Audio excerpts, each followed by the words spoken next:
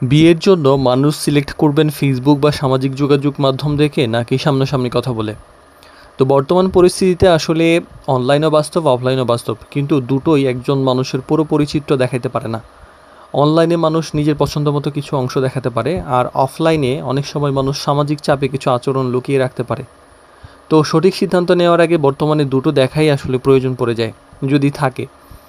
তো ম্যারেস্কার বিডির বিবাহ বিষয়ক জটিল প্রশ্ন সহজ উত্তর সিরিজের আজকে 47তম পর্বে কথা বলবো যে অনলাইন বনাম অফলাইন আসলে কোনটা রিয়াল। তো আসলে অনলাইনে মানুষের কিছু হাইলাইটস ভার্সন দেখা যায়, মানে মানুষ খুব তাদের সেরা মুহূর্তগুলোই সাধারণত পোস্ট করে, সুখের ছবি দেখায়, কিন্তু সংগ্রামের গল্প কিন্তু অনলাইনে খুব একটা আসে না। কেউ কেউ পোস্ট করে, কিন্তু সবাই করে না। তো অফলাইনে সাক্ষাৎও অনেক সময় দেখা যায় সকল সত্য বোঝা যায় না, দুই একবার দেখা করে মানুষটাকে পুরোপুরি বোঝা কঠিন। অনেকেই তো আসলে প্রথম কয়েক মিনিটে নিজের সেরাটা দেখাইতে চেষ্টা করে।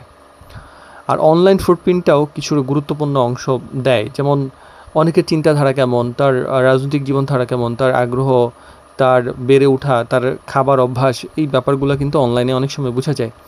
তো নিয়মিত সে কী ধরনের কন্টেন্ট শেয়ার করে বা অনুসরণ করে সেটাও কিন্তু বোঝা যায় যে তার ব্যক্তিত্ব কেমন। আসল পরীক্ষা হচ্ছে ধারাবাহিকতা। অনলাইন আর অফলাইন সবচেয়ে যে সমস্যাটা মানে আহ, বের করে আনে সেটা হলো, মানে অনলাইনে একরকম মূল্যবোধ এবং বাস্তব জীবনে ভিন্ন আচরণ, এই দুইটা চাইতে আসলে সে ধারাবাহিকভাবে কেমন করছে সেটা জানতে পারলে সবচেয়ে বেশি ভালো হয়। আর সিদ্ধান্ত নেওয়া উচিত তথ্যের উপর, শুধু প্রোফাইল দেখে না, শুধু ইমপ্রেশন দেখে না। সময়, আচরণ, রেফারেন্স, পর্যবেক্ষণ সব কিছু মিলিয়ে বিচার করুন। তাহলে হয়তো বিয়ের ক্ষেত্রে পাত্রপাত্রী নির্ধারণের ক্ষেত্রে ঠকবেন না।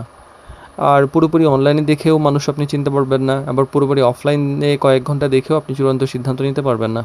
কারণ একজন মানুষকে বুঝতে হলে আসলে তার পোস্ট দেখে না, তার প্যাটার্ন দেখতে হয়।